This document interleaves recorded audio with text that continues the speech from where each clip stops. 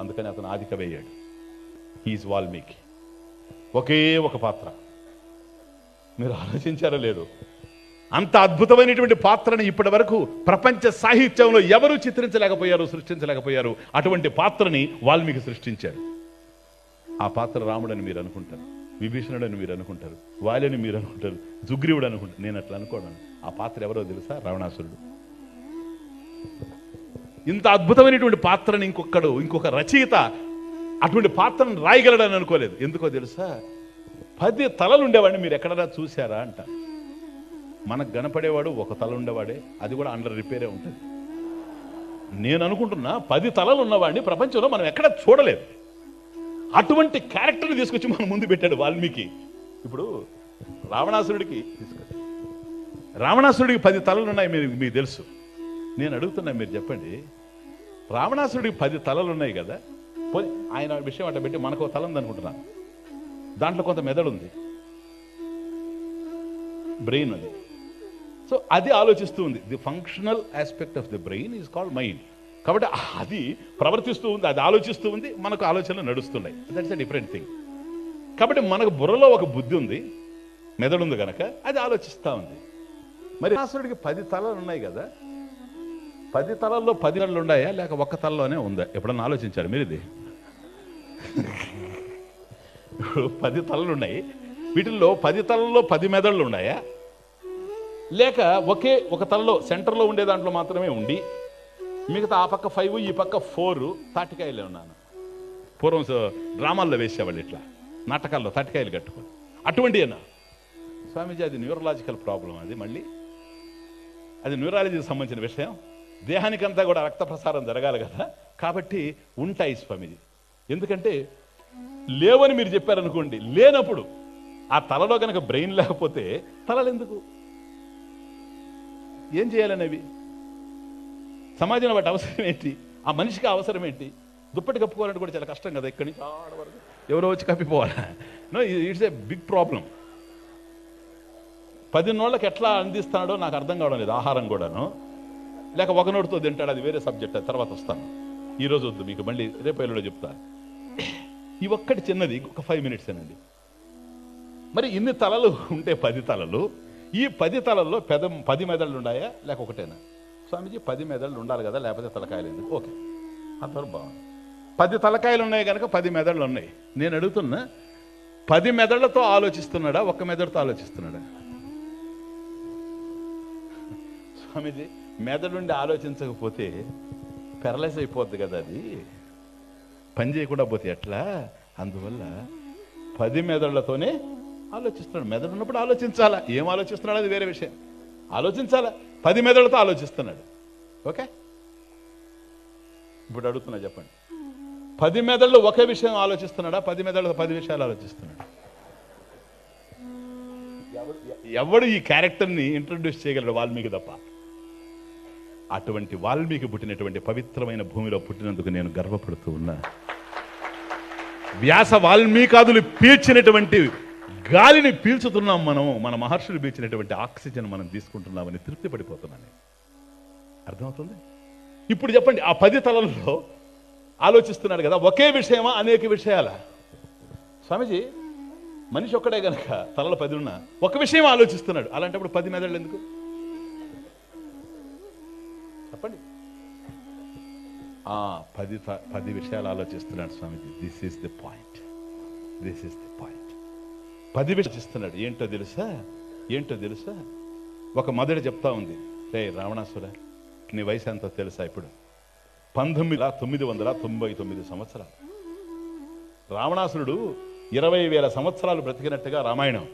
మనకు తెలిసేది last only 1 year, that to after the abduction of Sita.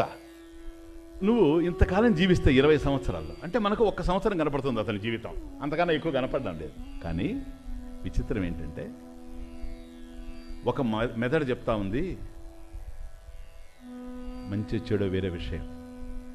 అసంఖ్యాకమైనటువంటి స్త్రీలను రామాయణం ప్రకారం అనుభవించినటువంటి చరిత్ర రానిది. ఇప్పటికీ ఇన్ని సంవత్సరాల్లో ఒకరో ఇద్దరని చెప్పడానికి వాల్మీకి వల్ల కాలేదు. కానీ విచిత్రం ఏంటంటే, నేను రామాయణంలో రాశాను, ఇంతమందిని వాడు పాడు చేస్తున్నా ఒక్కరోజు కూడా వాల్మీకి ఒక్క మాట మాట్లాడలేదు. వాడి చెయ్యి సీతమ్మ మీద పడ్డప్పుడే కవి దృష్టి వాడి మీద పడింది అన్నాను నేను. ఎందుకంటే ఇంకా అటువంటి వాళ్ళని చూడబోం.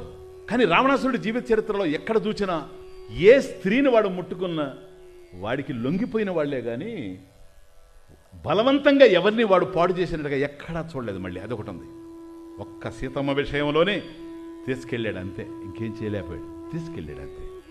కాబట్టి ఒక మనసు చెబుతూ ఉంది, ఈ 20,000 సంవత్సరాలుగా ఇంతమంది స్త్రీలను అనుభవించావు, కానీ వీళ్ళందరినీ తీసుకొచ్చి త్రాసులో పెడితే సీతమ్మ ముందు వాళ్ళు ఏమిటిరా ఆ అందం, సీతమ్మ లాంటి స్త్రీని ఇంకోరు చూడరు. ఏ రావణ, ప్లీజ్ గో, ఏదైనా చేసే, ఇంతకు మించిన అవకాశం నీకు రాదు అని ఒక మనసు చెబుతూ ఉంది. మరొక మనసు చెబుతూ ఉంది, ఎవరే రావణ మర్చిపోవద్దు, నీ రింగులో ఉండేవాడే. అర్థమవుతుంది? మారీచుడు చెప్పిన విషయం మర్చిపోతున్నావేమో. మారీచుడిని వెళ్ళి నువ్వు బంగారు జింకగా నటించి ఇలా చేయరా, నేను సీతమ్మని తీసుకొని వచ్చేస్తానని చెప్పినప్పుడు వాడు ఎక్కడున్నాడు తెలుసా? మారీచుడు సముద్ర తీరంలో ఉన్నాడు. అది కూడా ఒక చిన్న కుటీరం వేసుకొని ఆశ్రమం కట్టుకొని ఉన్నాడు. వాడు, రే రావణాసుర, ఒక్క మాట చెప్తానురా, నాకు ఏమి కర్మో నీతో ఫ్రెండ్షిప్ ఏర్పడింది. చేయరానిటువంటి నేరాలన్నీ నువ్వు చేసావు, నా చేత జయించావు. ఇదిగో ఒకటే మాట చెప్తున్నాను విను. యాగ సంరక్షణ టైంలో తాటక సుబాహుల మీదకి బాణప్రయోగం చేసినప్పుడు, శరప్రయోగం చేసినప్పుడు రాముడు ఒక బాణం నా మీద కూడా ప్రయోగం చేశాడు. అది తరుముతూ ఉంటే నేను పరిగెత్తాను రా. అది అనూహ్యమైనటువంటి పరిస్థితి. నా జీవితంలో అటువంటి బాధ నేను అనుభవించలేదు. తీరా సముద్రం దగ్గరకు పరిగెత్తిన తర్వాత సముద్రం దాటేశాను నేను. రామబాణం ఎట్లాంటిదంటే ధర్మబద్ధమైంది కనుక ఆ బాణం సముద్రాన్ని దాటదు, కాబట్టి ధర్మాన్ని అతిక్రమించదు కనుక, శాస్త్రం ఇలా చెప్తూ ఉంది కనుక ఆ బాణం వెనుదిరిగిపోయింది. కానీ లేకపోతే నేను ఈరోజు నీ మీద కనపడే ప్రశ్న లేదు. అది భక్తో భయమో నాకు తెలియదు, కానీ ఆ రోజు నుండి నా హృదయంలో రామ రామ రామ రామ రామ రామ రామ రామ రామ అనేటువంటి శబ్దం తప్ప మరొకటి లేదు. ఇదిగో ఒక ఆశ్రమం పెట్టుకున్నా, మున్యాశ్రమం పెట్టుకున్నా, నేను రామనామం చేసుకుంటున్నాను రా, నా చేత ఎందుకు మళ్ళీ ఇప్పుడు చేయిస్తావు? ఇది ఒక్కసారి తప్పు చేయిస్తే ఆ తర్వాత వదిలిపెట్టరు. అందుకని తప్పు చేయకుండానే ఉండాలి, ఈ గ్యాంగ్లోకి వెళ్ళకుండా ఉండాలి. అర్థమవుతుంది? ఇప్పుడు జస్ట్ లిసన్ అని చెబితే అప్పుడు అన్నాడు, ఒరే మారీచా, నువ్వు ఇంత నీచుడిగా తయారైపోయావేంటి?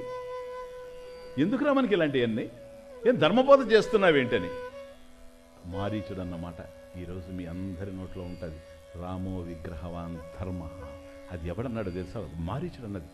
నా మాట వినరా, నీ 10 తలలు నీకు మిగలవు, నా మాట విను. రామో విగ్రహవాన్ ధర్మ, రాముడు ధర్మస్వరూపుడు రా. అర్థమవుతుంది? యతో ధర్మ తతో జయ, యతో ధర్మ తతో రామ, యతో రామ తతో జయ. పో ఇంకే. ఎక్కడ ధర్మం ఉందో అక్కడ రాముడు ఉంటాడు, ఎక్కడ రాముడు ఉంటాడు అక్కడ జయం ఉంటుంది. నా మాట వినురా అని అంటే వినలే. అర్థమవుతుందా?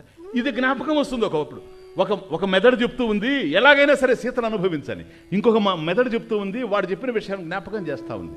మరొక మెదడు చెప్తుంది వాడు ముని అయిపోయినాడు, ఋషి అయిపోయినాడు, వాడు ఏదో ఆశ్రమం పెట్టుకున్నాడు, చే వాడి విషయం ఎందుకు, నువ్వు పోరా, నీ లక్షణాన్ని వదిలేయద్దు అని ఇంకొక మనసు చెప్తుంది. మరొక మనసు చెప్తుంది, రాయ్ ఆ పుంజక స్థల అనేటువంటి అమ్మాయిని నువ్వు వెంబడించిపోయావు. ఆ అమ్మాయి బ్రహ్మదేవుడి దగ్గర పరిగెత్తింది. అప్పుడు బ్రహ్మదేవుడు ఒక మాట అన్నాడు, ఏమిటో తెలుసా? నిన్ను ఇష్టపడేటువంటి స్త్రీలను నువ్వేమన్నా చేసుకో, నిన్ను ఇష్టపడని స్త్రీని కనుక నువ్వు ముట్టుకుంటే నీ 10 తలలు 1000 ముక్కలు అయిపోతుందని నీకు శాపం పెట్టాడు. ఆ శాపాన్ని మర్చిపోకురా నువ్వు అని ఒక మనసు చెప్తుంది. ఇన్నిటి కాన్ఫ్లిక్ట్స్ మధ్య ఏం చేశాడో తెలుసా? ఏం చేయాలన్నా తెలియక ఈ మనసు చెప్పేది చేయాలన్నా, ఆ మనసు చెప్పేది చేయాలన్నా, ఈ మనసు చెప్పేది చేయాలన్నా, ఇవన్నీ ఆలోచించి శుభ్రంగా 200 వోల్ట్, 400 వోల్ట్, 500 వోల్ట్ ఉన్నాయి చూడండి, ఇవి ఎక్కడున్నాయి అవి పట్టుకొని శుభ్రంగా మింగేసి పడుకున్నాడు. ఇప్పుడు అర్థమవుతుందా మీకు? ప్రపంచ సర్వేలో ఈ తప్పులు చేసిన వాళ్ళంతా కూడాను 95% ఈ విధంగా తయారయ్యారంటే అది ఈ రోజుది కాదు సార్, అది రామాయణం నుంచి నడుస్తూనే ఉంది. కానీ ఇంత దుఃఖం పాలైన, అయోధ్యను వదిలిపెట్టి అరణ్యాలకు వెళ్ళిన, చెట్టు కింద పడుకొని ఉన్న, మృగాల మధ్య ఉన్న, రాముడికున్న ప్రశాంతతని ఎవరు భగ్నం చేయలేకపోయారు. ఎందుకో తెలుసా? నేను క్లీన్, నా హృదయం పవిత్రంగా ఉంది, నేను ఏ తప్పు చేయలేదు. అర్థమవుతుంది? కనుక తప్పు చేసేది దేనికోసం? సుఖపడడానికి. అలా సుఖపడలేనప్పుడు ఇది దేనికోసం? ఇది అర్థమవుతుంది? ఇప్పుడు చేయరాని తప్పులు చేసి నేను డబ్బు సంపాదిస్తే ఆ ధనాన్ని పెట్టి 40,000 పెట్టి ఒక మంచం కొనగలం, కానీ నిద్రను కొనలేదు సార్, నిద్రను కొనలేదు. అందువల్ల ఈరోజు ప్రతి చోట డబల్ కాట్లు కనపడతా ఉన్నాయి సన్యాసులకు కూడా. ఎందుకంటే ఎవరికీ నిద్ర రావడం లేదు.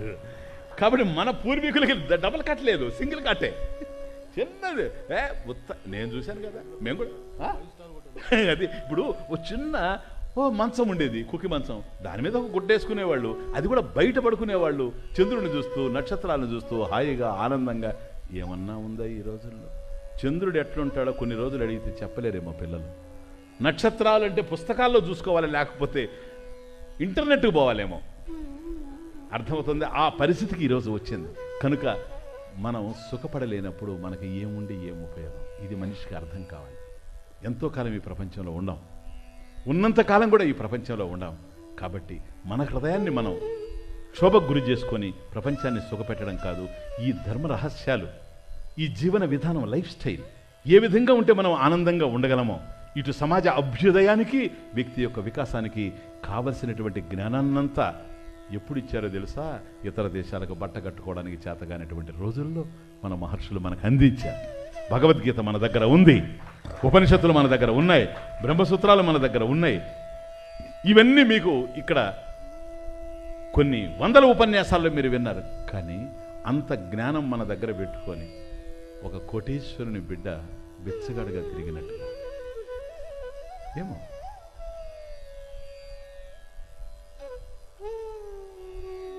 నా మనసు చాలా బాధపడతాను. ఈ భారతదేశంలో ఎందుకు దుఃఖపడుతున్నామో నాకు అర్థమే కావడం. ధనం ఉండి పస్తులు ఉన్నట్టుగా, ఆస్తిపాస్తులు ఉండి ఉపవాసాలు చేస్తున్నట్టుగా ఇంత జ్ఞానం పెట్టుకొని మనం ఆవేదనతో, ఆందోళనతో ఈరోజు బ్రతుకుతూ ఉన్నామంటే ఆ ఉన్న జ్ఞానం మనకు ఉపయోగపడకపోవడానికి కారణం ఏంటో తెలుసా? అది ఉన్నట్టుగా కూడా మనకు తెలియడం లేదని మీకు నేను తెలియజేస్తూ ఉన్నా. కాబట్టి ఈరోజు కావాల్సింది ఒక్కటే. ధనాన్ని అడిగే జనం లేరు ఈరోజు. ఏదో కావాల్సిన అవసరం లేదు. ధనాన్ని సంపాదించుకోవడం చాలా సులభమైపోయింది, అందరికీ సులభమైపోయింది. ఈరోజు మనిషికి శాంతి కావాలి, ఆనందం కావాలి. అందుకని ఈ సందర్భంలో నేను సుందర సత్సంగ సభ్యులంతా కోరేది ఒక్కటే. 40 సంవత్సరాలుగా వేదిక ఎక్కుతూ వేదిక దిగుతూ మీకోసం నా కంఠాన్నంతా నేను అరగదీశాను. చాలా ఆనందంతో చేశాను ఈ పని, బాధతో చేయలేదు. మీరందరూ నిద్రపోతుంటే మీకు గ్రంథాలు రాసిచ్చాను, మీరందరూ విశ్రాంతి తీసుకుంటుంటే మీకోసం క్యాసెట్లు పాడించాను. కానీ ఒక్కటి మాత్రం మీకు నేను చెప్తున్నా, బుద్ధ కాదు ఇప్పుడు మనం చేయాల్సింది. మనల్ని చూసి ఇప్పుడు పోతూ ఉంటే ఒక మల్లెపూ ఎక్కడుందో తెలియదు. ఇప్పుడు పక్కన మల్లె తోట ఉన్నదనుకోండి, గోడ ఉంది, గోడ కింద ఉన్నాయి మల్లె చెట్లు. మనం పోతూ ఉన్నాం, వస్తుంది వాసన, వస్తుంది వాసన. అరే ఇక్కడ ఎక్కడో మల్లె చెట్టు ఉన్నట్టుంది, ఇంత సువాసన ఎక్కడిది, ఇంత సుగంధం ఎక్కడిది అనుకుంటాడే. దాని దగ్గరకు వెళ్తాడు. చూసారా? ఆ విధంగా ప్రతి సుందర సత్సంగ సభ్యులు మీరు బోధించడం కాదు నాకు కావాల్సింది, మీరు పుస్తకాలు అందించడం కాదు నాకు కావాల్సింది, మీ జీవన విధానాన్ని చూచి, నా జీవన విధానాన్ని చూచి, అబ్బా ఇట్లా కూడా బ్రతికే అవకాశం ఉందా, ఈ సమాజంలో ఇంత ప్రశాంతంగా జీవించే అవకాశం ఉందే, ఇంత హాయిగా బ్రతికేటువంటి అవకాశం ఉందే, ఎప్పుడు నవ్వుతూ ఉండేటువంటి అవకాశం ఉందే. ఇది ఎలా వచ్చింది వీళ్ళకి? అయ్యా వీళ్ళు సుందర సత్సంగ సభ్యులు కావడం. ఏమి అక్కడ ఏమన్నా మాయలు ఉన్నాయా, మహిమలు ఉన్నాయా, తాయిత్తులు ఉన్నాయా? ఏమీ లేవయ్యా. ఇంకేం జరుగుతా ఉంది అక్కడ? ఇదిగో ఇది జ్ఞానం. అంటే ఈ జ్ఞానంతోనే అంత హాయిగా ఉండొచ్చా? ఉండొచ్చు. ఎందుకని? యుగ యుగాలుగా, తరతరాలుగా మన వాళ్ళంతా అట్లాగే ఉన్నారు. ఇటువంటి సంస్కృతిని, ఈ సనాతన ధర్మ జీవన విధానాన్ని అందరి హృదయాల్లోకి తీసుకెళ్ళి పెట్టాలా. ఇప్పుడు స్వామీజీకి నేను వస్తున్నప్పుడు నాకుండే స్ట్రెస్ గురించి చెప్పాను. దానికోసం మెడిటేషన్ చేయాలని ప్రయత్నం చేశాను, అయినా లగ్నం కావడం లేదు అని వారికి చెప్పాను. చెప్పినప్పుడు మెడిటేషన్ దీనికి పరిష్కారం కాదు అని అంటూనే ఇతర భక్తులు ఉన్నారు కనుక వారికి అందరికీ పలకరించుకుంటూ రావడం జరిగింది.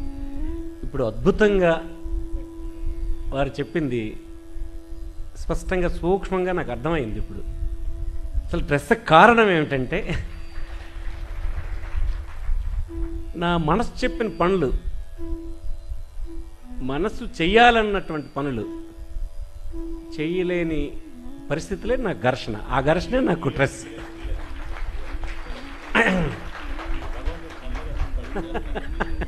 అయితే స్వామీజీకి నేను కోరింది ఏమిటంటే, ఒకటి ఇప్పుడు నా డ్రెస్ కారణం